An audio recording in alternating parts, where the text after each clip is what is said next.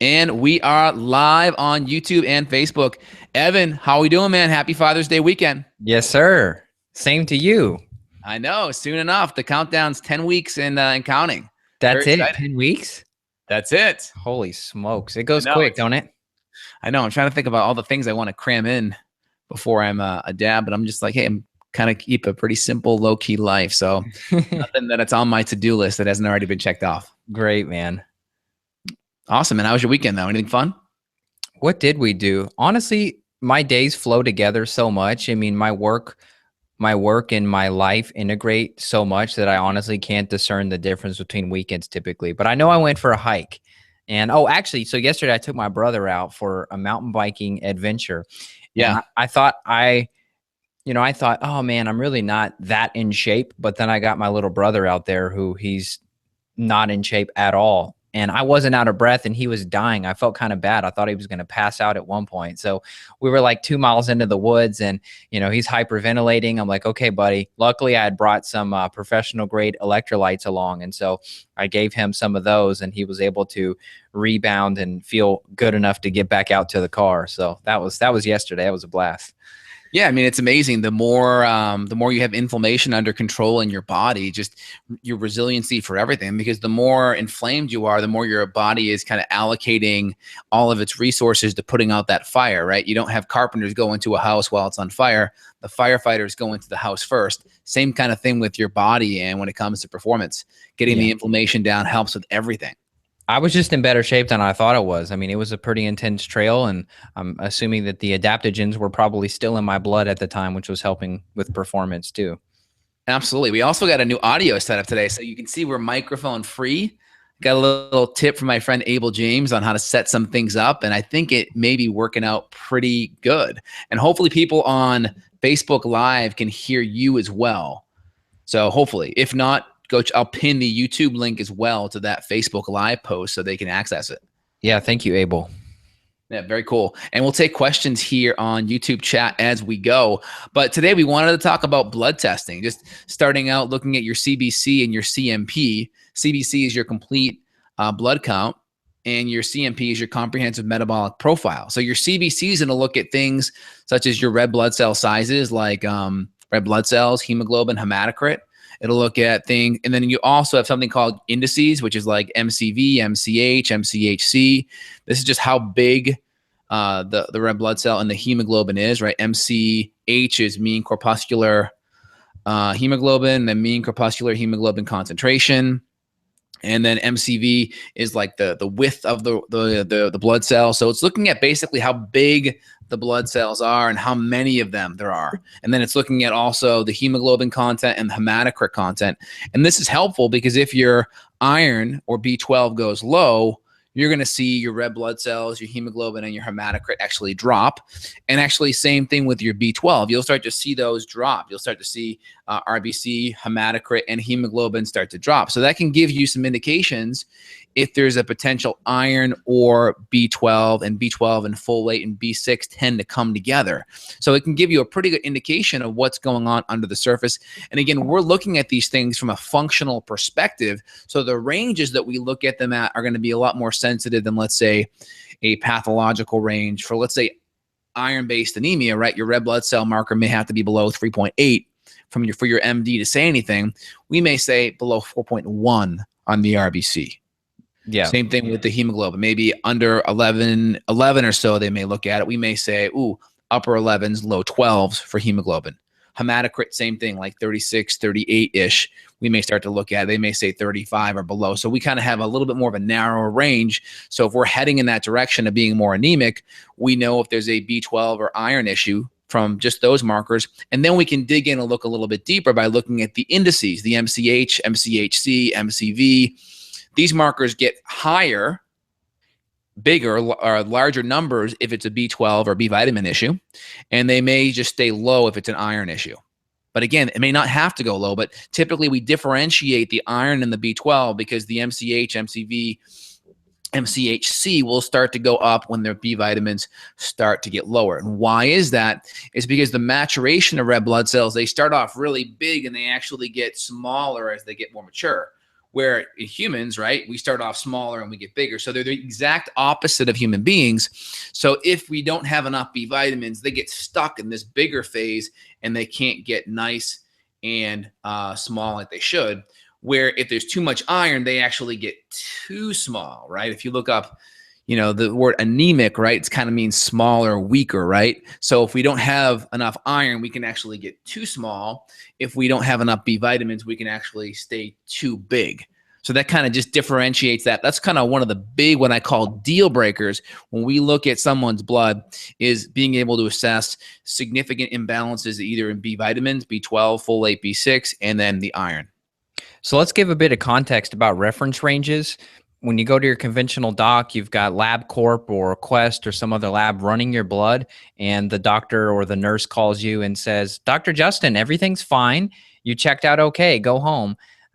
Really, you want to make sure you get a copy of all of your blood tests from any practitioner, because someone's analysis may not be the correct analysis. And like we'll discuss a little bit today, we're not going to go too much into the numbers, but we will give some about functional numbers. Anyone who's almost dead and anyone who's alive, they're getting factored into the average. So when you see that the reference range is just so huge, if you're anywhere within dead and alive, you're okay. And for us, that's just not the case, because if you're listening to us, we want you to be the top 1% of health, top 1% of human performance on the planet. And so the reference range is going to be much tighter. So I hear this time and time again, and Justin does too. Every single week, we hear our clients tell us, hey, my nurse said my thyroid was fine, go home. And then we look at the thyroid and their TSH is just absolutely in the tank. We're in like the single decimal points. We're in like a 0.2 or 0.3, or the TSH is so high, they're like a 6 or a 7, and they get told that they're fine. So don't take fine as a correct analysis of your blood work. Get the piece of paper, and you can work with someone like us, and we can help to identify, are you actually in a functional range, or are there adjustments that need to be made? Absolutely. And just the people listening on Facebook, give me a thumbs up or a comment. Let me know if you guys can hear me or hear Evan's side of the convo here. We got a new speaker set up, so we appreciate that feedback. So I think we hit some good things. And again, typically how laboratories are assessed is you got 2 standard deviations to the left and to the right, right? This is kind of what makes up our bell curve. And so you have your middle, and then you have 2 standard deviations to the left and 2 to the right. And those 2 standard deviations make what's called the bell curve, and 95% of the population fits in that bell curve. 2.5 on the pathological low, 2.5 on the pathological high. So what happens is there's always 2 standard deviations no matter what. So what Evan said is true. So as the population gets sicker, those standard deviations get wider and wider and wider. So that range gets wider and wider and wider. So it's really important, because optimal never changes. If here's optimal, just because you get more sick people stuck in that reference range, it's going to be polluted. Optimal will look more like it'll look narrower and narrower as the range gets wider and wider. So keep that in mind. So we hit the B vitamin stuff. We hit some of the iron stuff. That's important.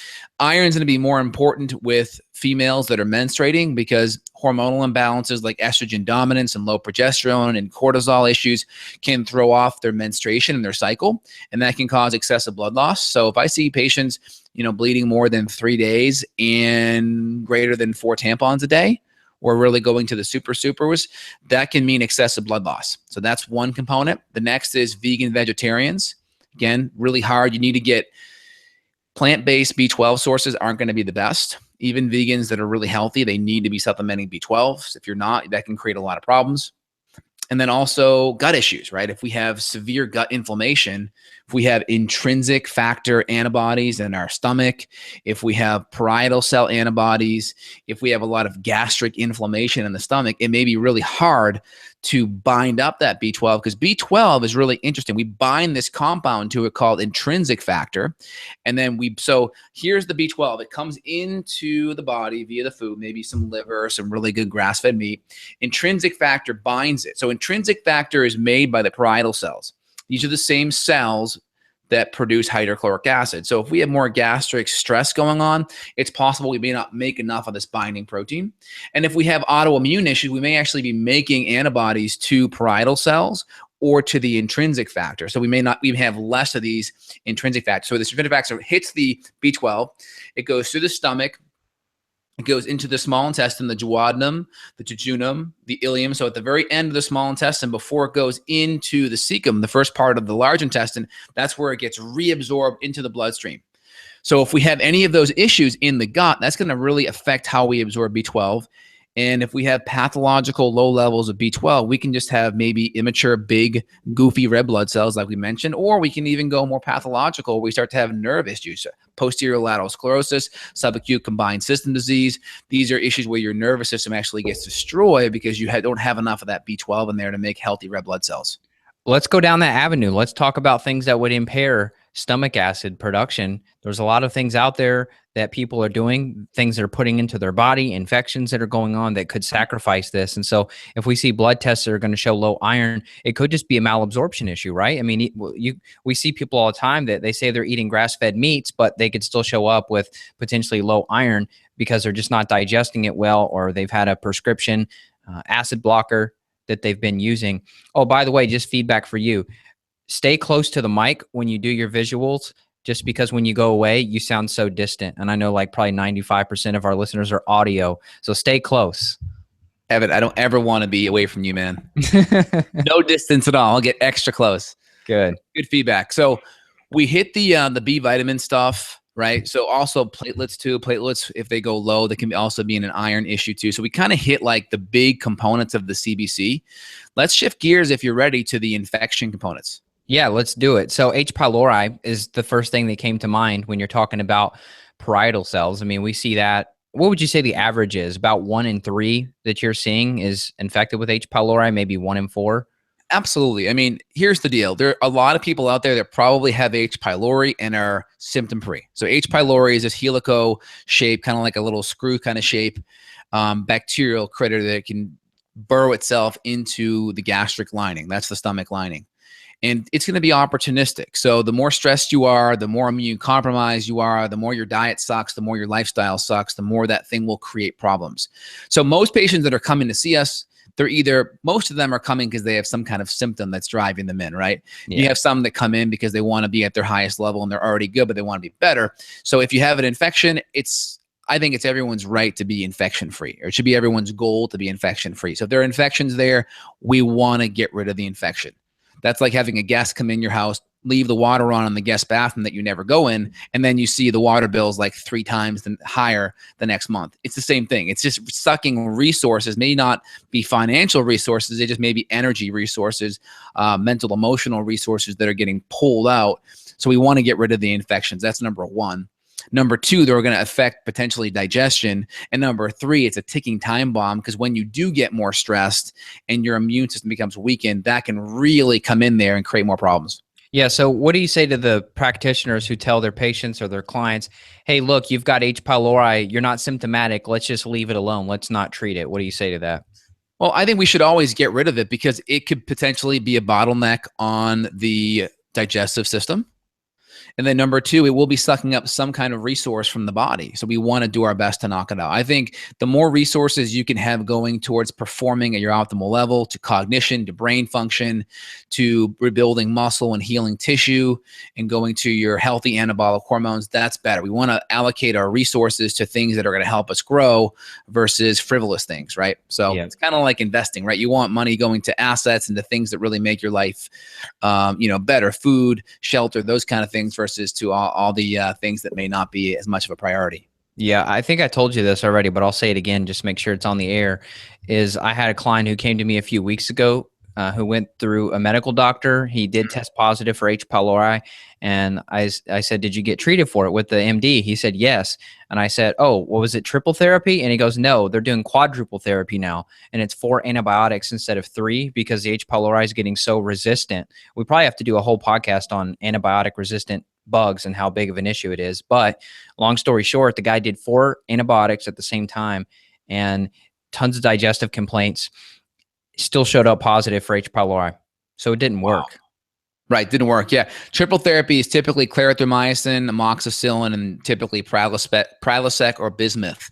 They'll use in there. So I wonder what the fourth antibiotic they're adding in, or the third really, because Prilosec isn't an antibiotic. Yeah, Clarithromycin and amoxicillin are. So that I makes think I'm pretty sure he said it was. I think it was Prilosec, so the acid blocker, and then 3 antibiotics. I'm not sure what they were though in terms of the strains or anything. And I see so many patients that have zero acid reflux or heartburn symptoms, and they still put them on Prilosec, which is just retarded because it's like if they're not having issues with stomach acid and irritation in the gut, why are you putting them on a blocker that may decrease their stomach acid and create more nutritional issues down the road? It's just silly. I get it if they have a lot of the acid reflux, but if not, it's like, why are you adding another drug on there? Yep. There's a couple markers I wanted to see if I could find him here in our clinical handbooks on blood testing. There's so many markers that show up as hypochlorhydria. Do you know any right off the top of your head? I guess you talked about iron already. So if you had iron issues, we know that could be like excessive bleeding. But if you're a male, you could still show up low just due to hypochlorhydria, right? Just low stomach acid. Yeah, you can. Absolutely. And that may not be pathological, right? It may be more of a subtle kind of thing. And here's the thing. When it comes to functional medicine, we're moving so many needles. You don't really know what needle per se is really making the difference, because we may give you hydrochloric acid, right, and some enzymes, but we may also try to get you to have more time chewing your food and then drinking water away from food and eating in a more stress-free environment. So you're moving 6 or 7 needles right there. I may say go out and get a little bit more sunlight and vitamin D. So there's 8 needles we just moved. So in a double-blind placebo-controlled trial, typically they're moving 1 needle at a time. Well, man, that'd be the slow boat to China. If you're moving 1 needle at a time as a functional medicine practitioner, it'd be so hard to figure out what is the absolute variable, and it would take forever to get patients to get better. That's why I always say, if you can glean from clinical research, do it. Like, the research you see on PubMed per se. But a lot of times the clinical research that we're doing, you're moving so many needles, it's hard to know what one, but it's okay because every needle we're doing on the lifestyle side, we know is helpful. Like, it's not ever going to hurt anyone to be in a more relaxed environment to eat, or to drink water away from food, or to chew your food more, right? Those things are going to help everyone for the most part. So we combine all of those things with the other stuff, and we may see improvements in the B12 or the iron or other digestive things. So sliding back to the H. pylori, we may look at it indirectly if we're looking at a CBC, right? We may look at what's called our white blood cell markers, right? And this is a general kind of indication of our neutrophils, lymphocytes, monocytes, eosinophils, and basophils, all right? In doctorate school, we learn it, never let monkeys eat bananas, all right? That's kind of the general gist. And then neutrophils have the highest content, about 60% of your white blood cells are neutrophils, all the way down to the basophils, which is like 1 or 2%. So kind of keep that in mind. Neutrophils can go up or down for bacteria, lymphocytes for bacteria and viruses, monocytes for gut inflammation, bacteria, and potentially parasites. Eosinophils can go up for typically parasites and allergies, and basophils for histamine and allergies too. Now, is your typical blood test going to have these broken down like that, though, or are you just going to get a generic white blood cell count? Yeah, typically you're going to have on your CBC your white blood cell number, which will be all of those: neutrophils, lymphocytes, eosinophils, basophils, monocytes combined. Yeah. That's your white blood cell number. And then you can get a breakdown of all of them. And you can get a percentage. You'll get a percentage breakdown as well as the absolutes. So the absolutes, how much eosinophils are in there, and then you'll get the number as a percentage too. All right. So let's say I just got my blood work done. I didn't get the breakdown though. I've just got white blood cell count. Can we make general inferences about whether white blood cell count, let's say they're currently up, you could say possibly active infection, as compared to if white blood cells were down, could you have said that that's a chronic infection, but 100%. That the body's not been able to fight it any longer? 100%. So when you look at white blood cells high or low, if it's high, it's going to be an active infection. That's non-specific though. And if white blood cells are low, that's definitely going to be more of a chronic immune depleted kind of situation. And then from there, we can run the actual individual white blood cells, and we can infer what may be happening there. So a typical pattern is like neutrophils high, lymphocytes low. That's a common H. pylori pattern. High neutrophils, low lymphocytes. Typically, once you get into the mid to low 60s, that may be a problem. Now, let me clarify here. Is this high neutrophils in a functional range, or even like your conventional lab corp would flag you, hey, look, your neutrophils are high? Yeah, you probably would not get, well, I mean, the functional range is going to be in the low 60s. Okay. The lab pathological range typically is above 70. Some go as high as 75. So maybe your Maybe. conventional lab will pick it up, but maybe you've got to use a functional reference range instead. Exactly, 100%. Okay. So basically what we're kind of getting at is we can detect stuff like this H. pylori. We can guess parasites possible based on some of these other components of the white blood cell count.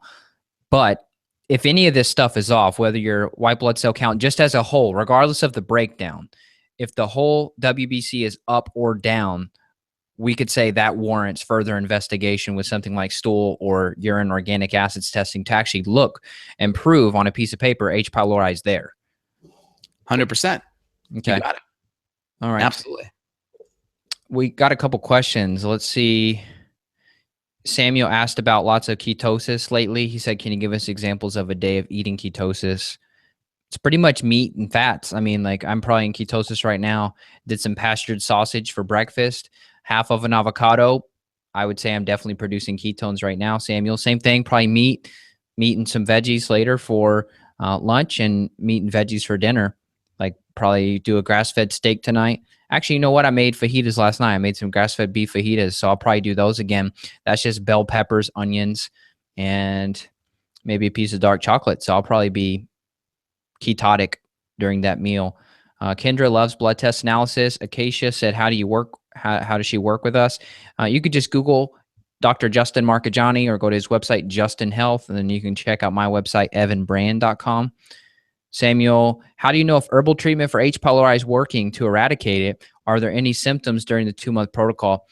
What would you say, Justin? I mean, sometimes it's not symptoms during the 2-month protocol. It's just a matter of the removal of bad symptoms. So it's like stomach pain. Like you told me, I said, man, I had this weird sharp pain in my stomach. You said, oh Right. man, you better look for H. pylori. So it might not be that symptoms like more energy, but it might be the removal of things. Like instead of more energy, I phrase it as the removal of fatigue or the removal of gut pain or the removal of diarrhea or constipation. So I kind of word it as like a removal of the bad thing, like pulling off the layer, as opposed to saying, here's your positive symptom, if that makes sense. Yeah. Yeah. So you make your list of the conventional H. pylori symptoms, which will be, gut irritation, acid reflux, gastritis, indigestion, constipation, diarrhea, like a lot of your big GI symptoms, right? But then you kind of have your atypical symptoms, which could be joint pain, mood issues, fatigue, depression, anxiety, brain fog. So energy, right? So a lot of those things, depression, a lot of those things are going to be atypical, meaning they're outside of the digestive sequelae of symptoms. So got to keep that in the back of your mind. So typically you're either going to see an improvement in some of those symptoms, right? So if you had mood stuff, you may see improvements in the atypical stuff like fatigue, energy, joint pain start to go down. You may have some typical gastric symptoms like the bloating, the constipation, the diarrhea. So you kind of make a list and see what improves on the typical and what improves on the atypical.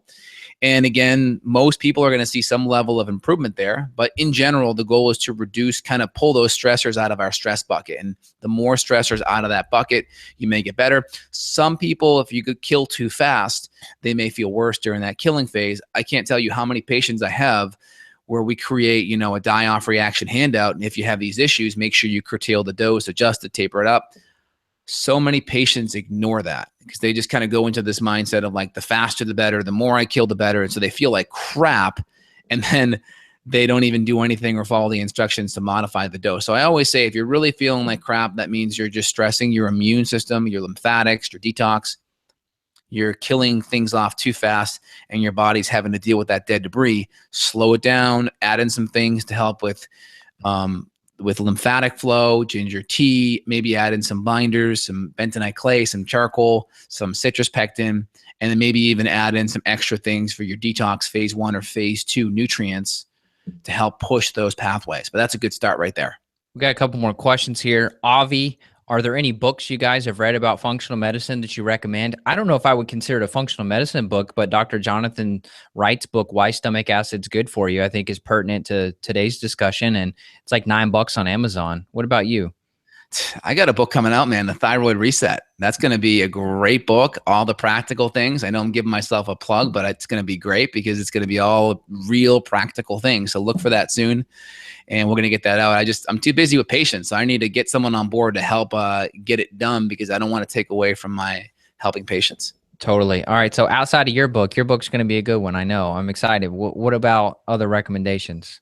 From a functional medicine standpoint, I mean, we have some books here that are more clinician oriented right here on blood testing and such that I use. Dr. Weatherby. He's got a good one. It's titled Blood Chemistry and CBC Analysis. That one's a cool one. There's a couple other ones out there. What's the other? I would give Isabella Wentz a plug, the Hashimoto's Protocol. It's a really good book. Yeah, Isabella's book was really good. What else did I read so far this year? I got another book over here, Dr. Horowitz's book, Why Can't I Get Better?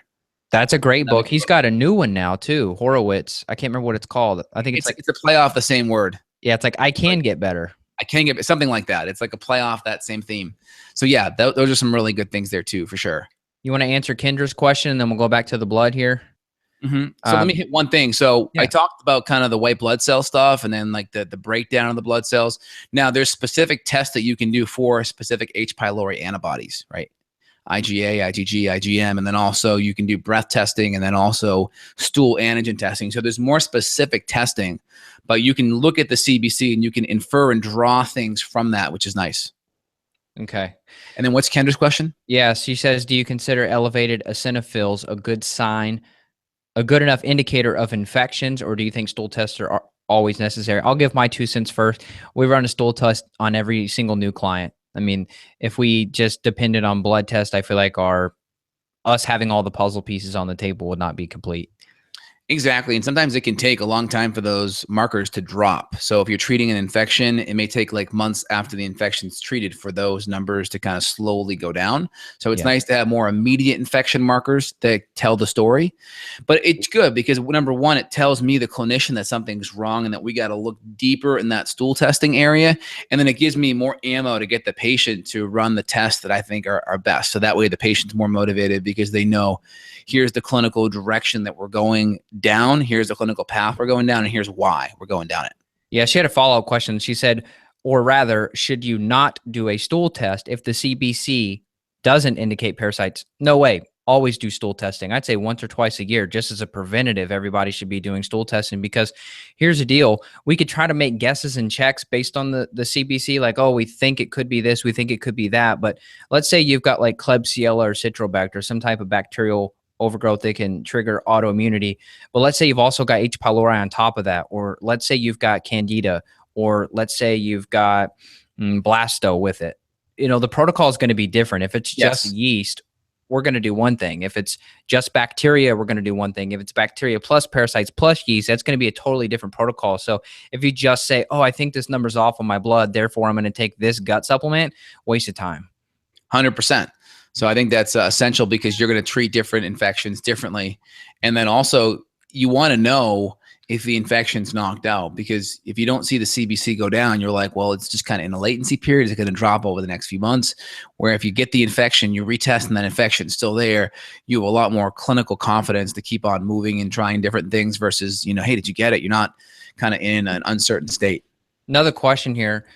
Do you agree that low melatonin on a biohealth HPA axis spit test, low melatonin, do you believe that indicates gut dysfunction? It definitely can. It can increase or can be, you know, something that I would add to the list of potential differential diagnoses of what the root cause could be. Because if we don't have the ability to break down, let's say, tryptophan, which then gets converted into 5-HTP, which then gets converted into serotonin, which then gets converted into melatonin, right? That could be a potential issue. I also look at B6. I also look at just stress, because your body will burn through serotonin the more stressed you are. You'll see that on an organic acid test. You'll see 5-hydroxyindole acetate go high or low. So that could be an indication you're burning up a lot of those precursors there. So I look at the stress components, you know, adrenals and such, and I also would look at the gut component for sure, and then make sure all the diet and lifestyle things are you know, the T's are crossed and the I's are dotted, right? HCl, enzymes, no infections, making sure sleep is good, all those things. But definitely that's one thing I would add to the list to rule out. Yeah, it could be something simple as you looked at your phone too close to bedtime. Low melatonin showed up before your your last saliva test. Yeah, I mean, I would say if you're like running the test right before that, for sure. But if you're kind of getting more of an average, so to speak, of the night and it's low, that's probably not enough to knock it down from an average standpoint. But punctuated, yes, I think that makes sense. Yeah. Let's see what else we had questions here. Diana said, do you recommend nystatin for yeast overgrowth to keep it in check while taking herbals? I can't prescribe, and I would not prescribe it even if I had the ability to prescribe it, because I typically use like Saccharomyces boulardii, and I've just never had issues with yeast overgrowth as long as people are doing the diet. And a lot of the herbs that we use, and Justin, I know you want to add some stuff too. A lot of the herbs we use, like if we're working on yeast overgrowth or parasites or bacteria, they're going to be multifactorial. So we may be using an herb that's going to also, let's say we use olive leaf or oregano, that could kill bacteria, but it could also kill yeast as well. Yeah, absolutely. So I think nystatin and some of the antifungals may be needed for more severe issues, but for the most part, you should always try the herbals first, and you should always look at other infections, because there could be other infections like blasto or H. pylori that could predispose that fungal overgrowth. And if that's what's predisposing it, a nystatin or a fluconazole or an amphotericin B, that's not going to fix the H. pylori or the blasto, right? Yep. So then the root underlying issue is still there. While you, basically you went outside, you pulled the weeds at the ground level versus pulling the roots up. So that's the equivalent of just pulling the weed out at the surface and not pulling the root out. Yep. Well said. Samuel said, how accurate is the breath test for H. pylori? I've personally never actually recommended one for a client because the stool testing is just so awesome that I prefer to use that. But Justin, what's your take on that? Yeah, I mean, if someone has insurance and they've met their deductible, I'll throw it on there and order it from LabCorp. But I find that patients may still have an H. pylori infection in their stool and not have it come back on the breath. The breath is good for like acute stuff, but it's not something I'd ever just run by itself and say, yep, you're good. I'd always want to go to the gold standard, which is the H. pylori testing. And again, we've been doing a lot of the DNA testing for the H. pylori, but BioHealth, their 418 or the 401H, the H part of the 401 does the H. pylori, and they do great parasitology on their H. pylori. They beat a lot of labs in that, which is awesome. Yeah, it is. Avi had a question. Should I wear blue blockers all day on the computer or only when it gets dark out? I'm so glad you answered this. It drives me nuts when I see people promoting these blue blocking glasses and they're like out at events, like a health conference, and they're just walking around during the daytime wearing your blue blockers. It's absolutely retarded because you're destroying. I've seen people on the lab results who said they've been wearing blue blockers all day. They've destroyed their cortisol rhythm because their body never knows when it's daytime. So, and this is not against you asking the question, but I see so many photos of people promoting them because they're like trendy and cool now, but it's absolutely stupid to wear them during the day because you can just use a screen software like Justin and I've talked about called Iris, and you can keep your screen at 23 or 1900 Kelvin. So it's pretty much an amber color, which is what I do all day because you still need those beneficial spectrums. There's like 1500 different spectrums you're getting from sunlight. So if you're exposed to like an LED light or a screen light from your computer, you can modify those lights to make it a better situation, but you absolutely still have to have those natural spectrums that come from the sun. Otherwise, you're really screwing yourself up. Yeah, I mean, during the day for me, I'm okay being a little bit overstimulated by light during the day because that's just going to increase my cortisol. So as long as everything else is going well, I don't have a significant cortisol imbalance, I think it's fine. I just use it at night. Just when the sun sets, that's where I pull them out. And I have the Swanwick brand now that I put over my glasses, and I'll put them on typically between 8 to 9. The last 2 hours before I go to bed, I put them on. Yeah. And I go to bed so early with the baby. So, I mean, at the time in the summer, we're going to bed before it's even completely dark outside. So I just candle down. I mean, we've got like a little salt lamp we use as a nightlight and turn that off and we're good. So love it. Love it. I got a little ranty there. I see these pictures of these blue blockers and these people wearing them, promoting them at health conferences. There's people doing like Facebook ads, wearing the glasses during the day. It just makes me want to sock them. Yeah, I think I had the neurosurgeon on there, Jack Cruz, recently, and he had him on during the day, but his situation was different. He was up all night doing a neurosurgery. So he had it on the next day because he was trying to, I think, probably get to bed when he got home. So I think he was trying to dampen it and kind of tell his brain that it was nighttime so he could get some rest. So I think that was a different situation. People watch that show, you're probably thinking about him. I know I can think of a couple other people that do it at conferences quite frequently. I won't say their name, but I just don't understand during the day why that's going to be the best. I get it at night, right? Because you don't want to lower the melatonin by upping the cortisol from the light. So that makes a lot of sense. Well, the sun, I mean, right now there's blue light from the sun. You're getting blue spectrums during the day. And so naturally. Yeah, naturally. So it's not like you're hacking sunlight. Sunlight is good. You're never going to be able to beat that in terms of the spectrum, the color ranges. Totally. Well, we just hit the CBC today. I think we save the comprehensive metabolic profile for next time because we've already done a good amount. We hit the key CBC markers, RBC, hemoglobin, hematocrit, right? We talked about the differentiating the iron versus the B12. We talked about the white blood cell panel, right? White blood cells. Yep. We talked about the neutrophils, lymphocytes, eosinophils, basophils.